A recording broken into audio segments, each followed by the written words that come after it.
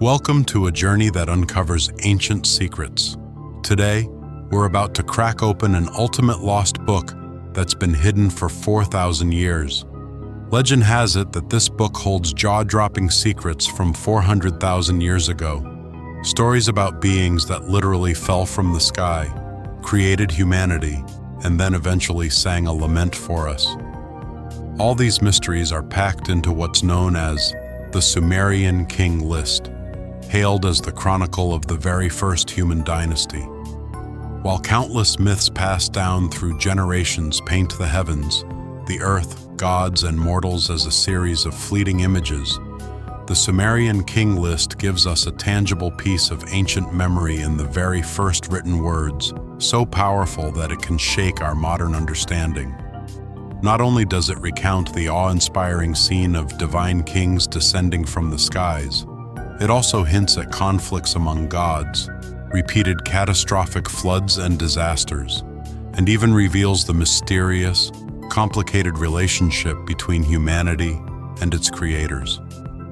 Many modern researchers believe that these wild accounts might just point us toward the ultimate mystery of our origins. If what's written in this lost book is true, then who really created us? Were we made by gods, or by some force that defies our modern imagination? And if these beings did descend in ancient times, why would they nurture human life while seemingly plotting our eventual destruction? In the segments to come, we'll follow the breadcrumbs left by these ancient clay tablets to uncover the truth behind a civilization nearly wiped out by time and turmoil. So take a deep breath and let your mind drift back 4,000 years. On the lands of ancient Sumer, you might just catch the echoes of divine sorrow and the testimonies of the gods themselves. Every word has been passed down through millennia to reach us today. With each recitation of these age-old, almost ritualistic verses, we step into a grand and dangerous world, a world of a malicious wind that can erase everything, a council of four mighty gods, mysterious arcs, and terrifying judgments. It all feels like a prophecy that spans time and space. Today, let's unlock the door to this epic mystery. In the rest of our presentation, we'll dive into the interwoven relics and legends to uncover long-hidden truths. Maybe the truth will exceed our wildest imaginations, or maybe it's just another haze in our ongoing search for our origins. But no matter what, it calls on us to listen, think, and re-examine what it means to be human, what creation really is, and who has been shaping our past, present, and future. That wraps up our introduction. Next, I'll lead you step by step into the secrets of the Sumerian King List and that elusive lost book. Let's officially begin this journey through time and space.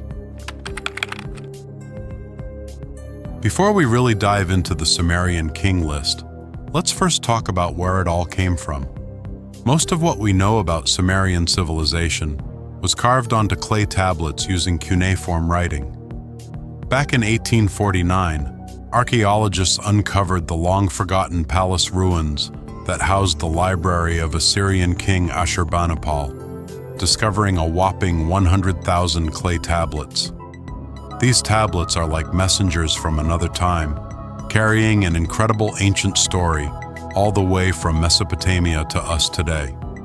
The Sumerian King List is one of the most eye-catching and controversial of these tablets. In short, punchy phrases, it records a series of nearly unbelievable dynasties.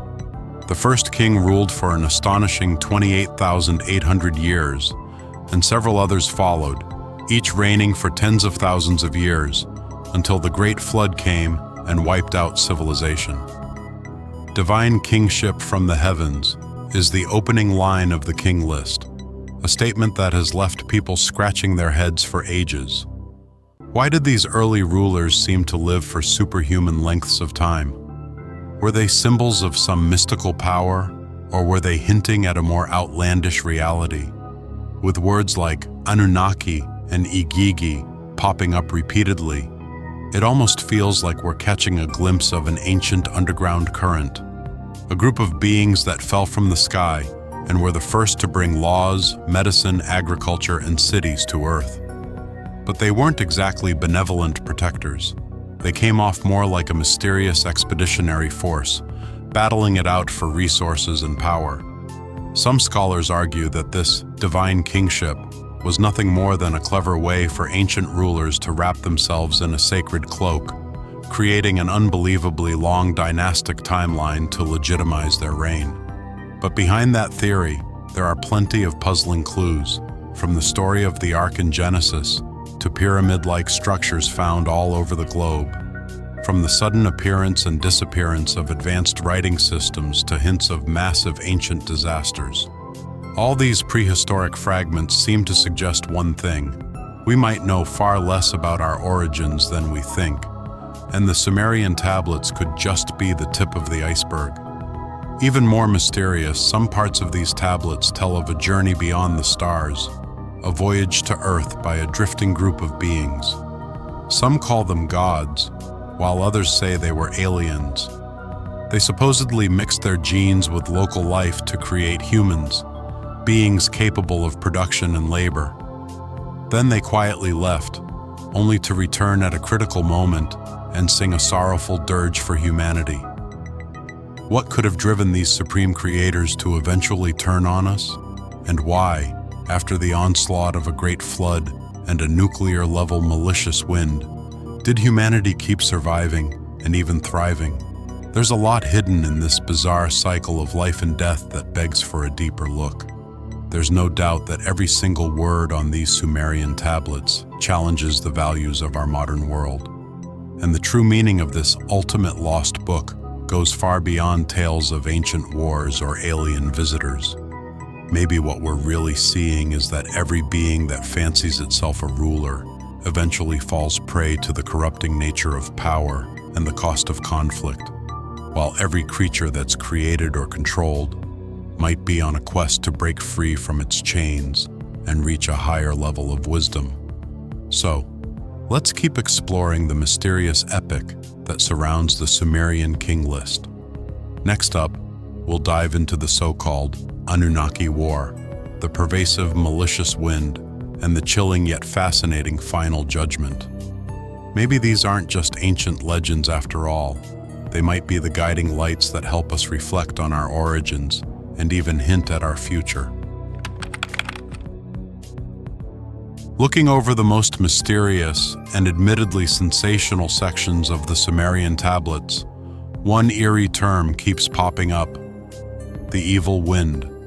In a series of laments and ritual texts surrounding the Sumerian king list, this destructive force is portrayed like a bodiless nightmare, sweeping across vast lands in an instant, toppling walls, snatching away lives, and leaving everything in ruins.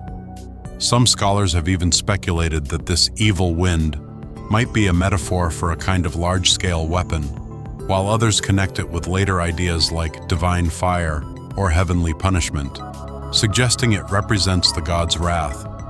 But dig a little deeper into the lore, and it seems that the force behind this sinister wind is none other than Enlil, the tough, no-nonsense leader among the Anunnaki. If Enlil is the iron fist that commands war and is quick to eliminate any disturbances, his counterpart is Enki, the god of mercy, often seen as the master of life or even the spiritual creator of humanity. Enki embodies compassion, while Enlil comes off as relentlessly militant.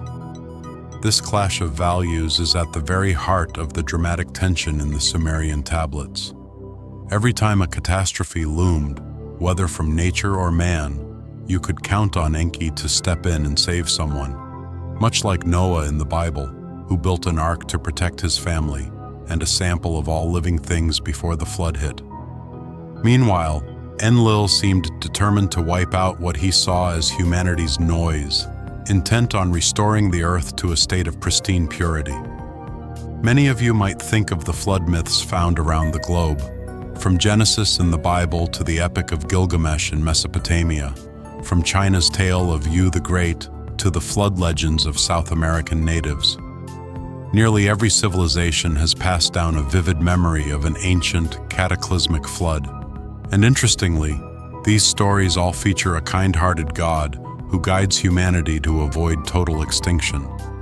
Is it just a quirk of nature, or could there be some hidden force behind it all? Whatever the case may be, the tablet's record of humanity surviving and carrying on after the Great Flood is laden with meaning. It tells us that even after the worst natural disasters or divine battles, there's always a glimmer of hope. Human history has been a series of collapses and rebuilds, a clumsy journey through time. And what about the Anunnaki, who supposedly left Earth? Did they disappear for good? Or are they still out there in the vast universe, keeping tabs on the evolution of civilization and watching over our blue planet? An even more chilling idea is that even after the flood, the power struggles among the Anunnaki over Earth didn't end. The laments and ruins left behind in Sumer and surrounding regions almost seem like the aftermath of massive explosions or scorching tempests. To experts in ancient texts, the descriptions of the evil wind, with words like flames, burning, and leaving nothing but death, evoke images of nuclear blasts or even more devastating energy weapons. This certainly casts the so-called War of the Gods among the Anunnaki in a new light. Perhaps that divine fire isn't myth at all, but a real super-advanced weapon. Even today, the sudden rise and rapid fall of Sumerian civilization remains a hot topic. It flashed across the prehistoric sky like lightning, bringing laws, medicine, astronomy, and those astonishing cuneiform scripts, only to vanish as quickly as it appeared.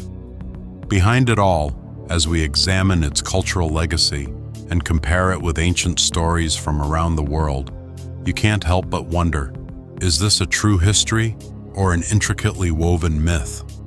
What lies buried in those tablets and ruins isn't just the story of Sumer. It's also their understanding of the creators and the ultimate order of the world. Now, let's shift our focus to the fragments that hint at the so-called War of the Gods. Over the smoldering remains of ancient cities, how did the chaos between mortals and deities unfold? And what made the Anunnaki eventually let go, allowing humanity to forge its own path? Get ready. What comes next will take you right into the heart of that ancient conflict, with clashing swords, torrents of blood and tears, and a saga that still echoes through time. Digging into the most chilling passages on these ancient tablets, we learn that even after the Great Flood, the Anunnaki on Earth never stopped scheming and clashing behind the scenes. It's said that when these so-called gods were busy carving out their own territories, internal rifts only grew sharper. Whether it was Enlil's camp going head-to-head with Enki's, or other ambitious factions jockeying for power, everyone was looking for a chance, either to completely control humanity or to completely reshape the order on Earth. In fact, archaeologists have found massive burn marks and signs of rapid, devastating destruction at Sumerian sites, clues that seem to confirm that a high-intensity war once raged across the Mesopotamian plains. Time and again, the evil wind is mentioned. Its arrival didn't just level cities and farmlands. It was more like sucking the very life out of everything, leaving behind nothing but scorched earth. Many experts in ancient texts have tried to figure out what this evil wind really was. Some think it was a kind of controlled toxic mist or beam. Others guess it was similar to a nuclear strike, or even some kind of energy weapon that's way beyond our modern physics. Whatever the mechanism, all it left behind was silence, fear, and ruins buried under dust. What's even more intriguing is that this conflict didn't just wipe out Sumerian civilization in one fell swoop. Instead, it seems like there was a long, drawn-out cycle of standoffs, explosions, ceasefires, and then more explosions. In many Sumerian laments, we don't just read sorrow for individual cities, like Uruk or Eridu, but we see that these cultural heartlands, were repeatedly hit with unspeakable destruction over the centuries. All these clues seem to point to a warfare that spanned centuries, with battle after battle ravaging this land of the gods. Eventually, after the evil wind had swept through, the top-tier Anunnaki ended up leaving Earth, leaving behind a landscape of scars and a lonely human legacy. But for mystics and spiritual researchers, the war might have been just the surface story. Beneath it all, many among the Anunnaki began to question their roles as creators. Some realized that endless conflict and destruction would only lead them to further sin and judgment, while others believed that only through violent purification could Earth be remade into a more perfect order. So, the ancient scribes, those divine record keepers and priests, left us one warning after another.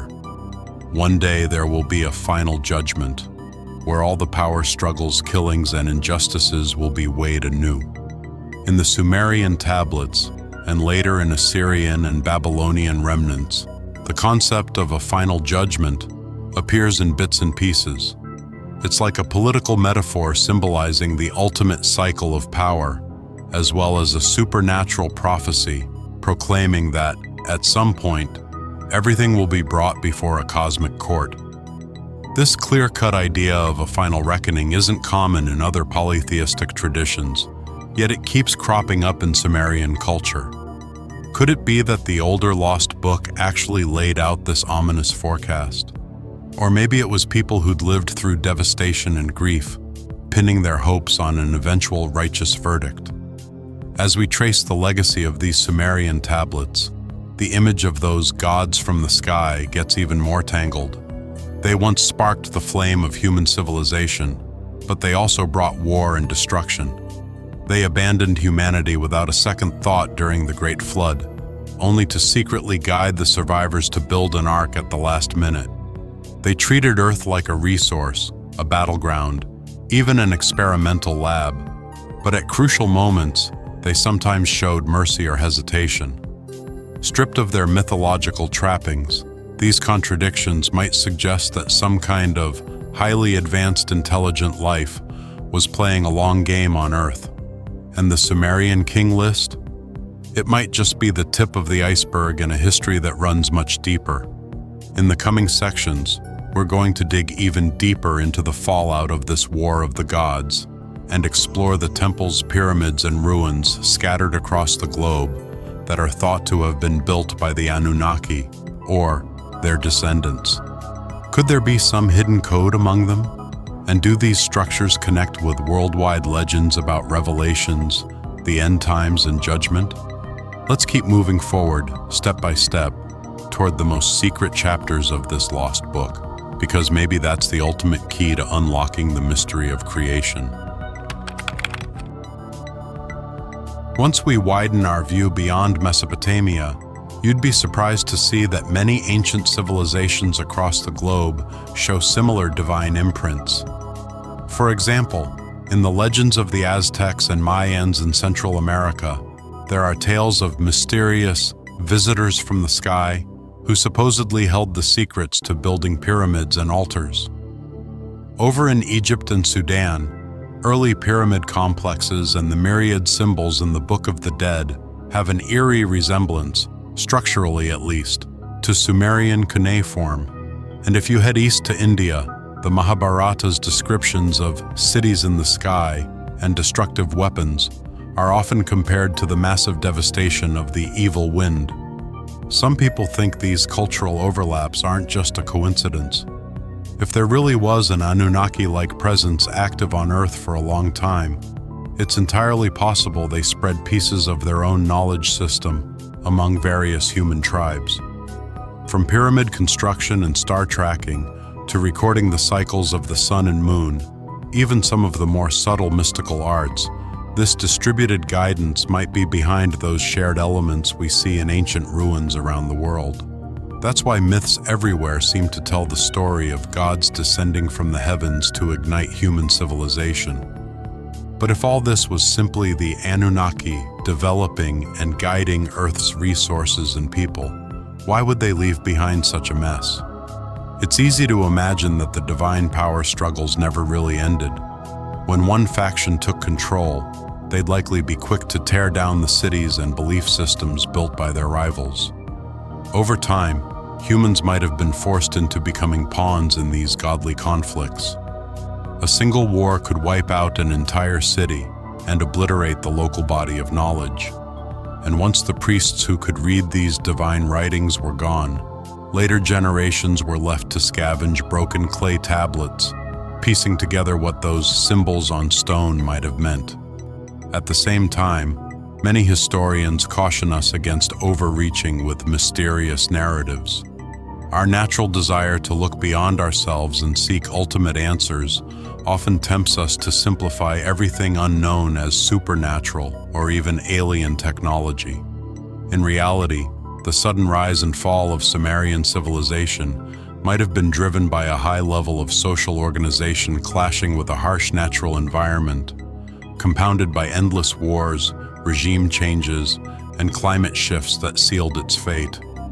Still, there's no denying that deep within the clay tablets, temple priest manuscripts, and later legends, one keeps encountering recurring ancient fragments, epic floods, remarkable giants, battle-scarred sky gods, and oracles hinting at a final judgment.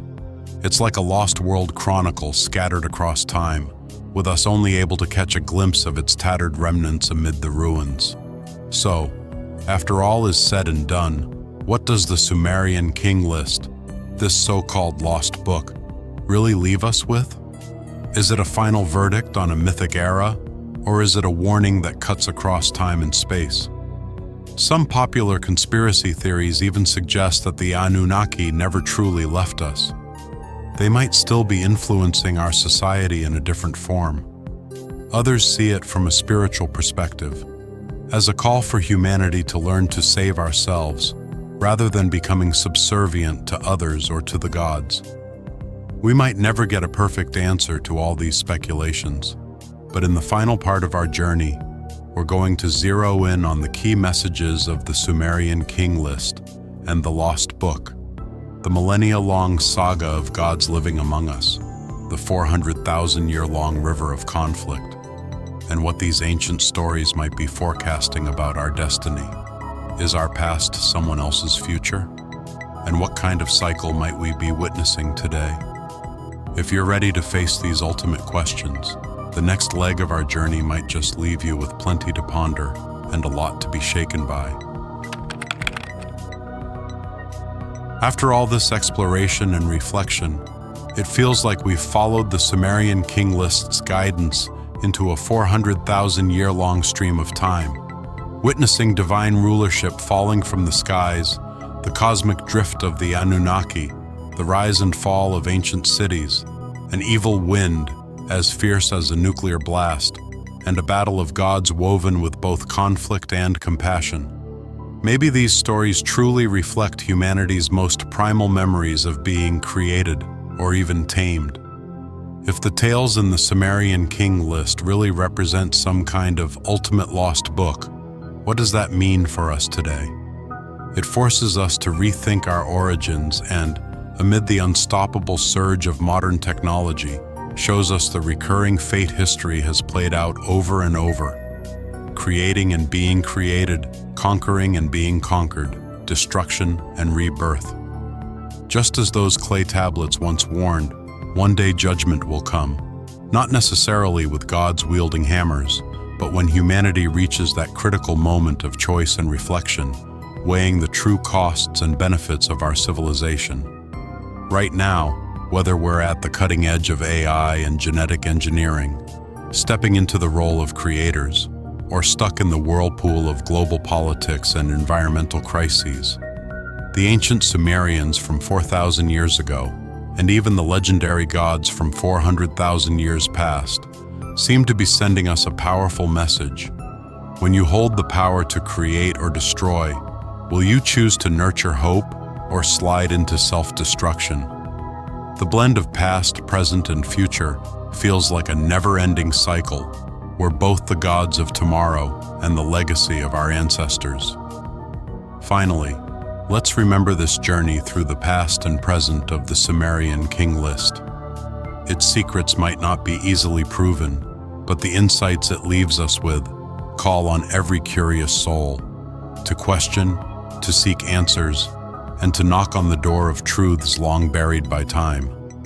Our existence isn't something to be taken for granted, and behind every once mighty civilization, could there be an unseen gaze watching over us?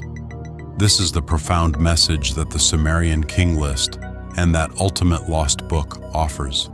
Thanks for watching this far. If you're into mysticism, ancient wisdom, or practical spiritual insights, don't forget to subscribe, hit that like button, and share your thoughts and reflections. Maybe in the next chapter, we'll meet again somewhere deeper in the river of time.